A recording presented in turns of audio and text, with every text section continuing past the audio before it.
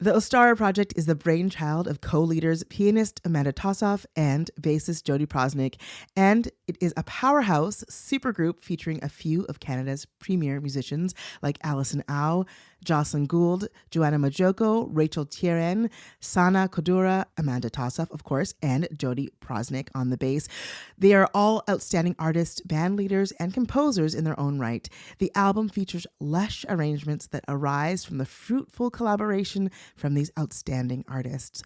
I am thrilled to have my friend, colleague, and co-leader of the Ostara Project with me today, none other than award-winning bassist, composer, and educator, Jodi Proznick. Hi, Jodi. Thanks for joining me today. Hi, Dawn. Thanks for having me. It's so exciting to be on your show. I am pumped. So excited. We've been loving your album here at CKUA, and I have so many questions. First of all, it's impossible to gather artists together.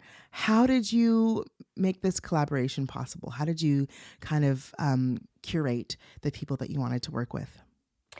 Interestingly enough, I journal a lot. And as I'm perusing online or seeing what people are listening to and checking out these days, I had been making lists of people that I wanted to collaborate with for just a long time. And in the back of my mind, I kind of imagined like, what would it be like to pull some of the top women musicians and artists from across the country that I was admiring so much from afar? How cool would it be to be able to gather to do something together one day, sort of as a pipe dream? But years I've been thinking about this. Fast forward to the pandemic, and there was just some crazy serendipity happened where a wonderful woman by the name of Lisa Buck, who runs Buckingham Palace in Calgary, reached out to me because she was looking to do some pandemic friendly projects. One was give musicians opportunity and some work, but also she is very curious and interested in amplifying and supporting women artists in Canada because the numbers are just generally low. Mm-hmm. So she came up with this whole project for a documentary called Change the Tune and asked if Amanda and I would want to work with her. So we kind of put a group of names together from my list of people that might A, want to be part of the project, B, would be appropriate in terms of the instrumentation. And then just as that happened, Corey Weeds from Cellar Live reached out to me and he was saying, you know, I feel like I want more women on my label. There aren't enough women artists that are, you know, and I said, well, actually, we have this Canada Council grant out for this documentary project. These are the women. Would you be interested in recording us? And he said, yes. And so, you know, it was just an idea in the air that there was a lot of yes energy. And we spent a weekend making a documentary.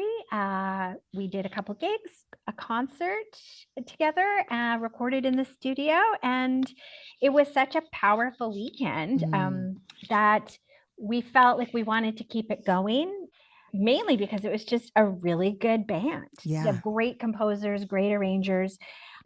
So that's how it was born, was just a floating around of different conversations and ideas and a journal.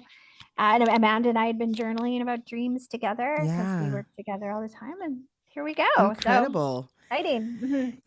Okay, I would love to play a track for our listeners from the album. Can you pick one and maybe tell us a little bit about it?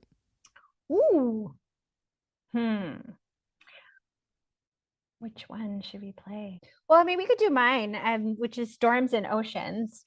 Yeah, that was a song I wrote. You know, it kind of one of those songs that came to me really fast, especially the lyrics. I was imagining a woman lying on the floor of her bedroom with the blinds up and the moon is coming through the window. And I imagined her lying on the floor with her hand on her chest, knowing she has to make a choice of some sort. Speak up, speak out, quit something, leave something. And it's a big one. And it feels that weight. I imagine it's like that hook that's in you, that you feel the hook, that you have to get rid of that hook. You have to unhook yourself from whatever it is that you know you need to move on from or speak out against. And so the song is really about that welling up of the inner knowing that you have to do something or act. so that we all have these storms and oceans within us, and you cannot hold it down. It's just this thing that comes up and comes through.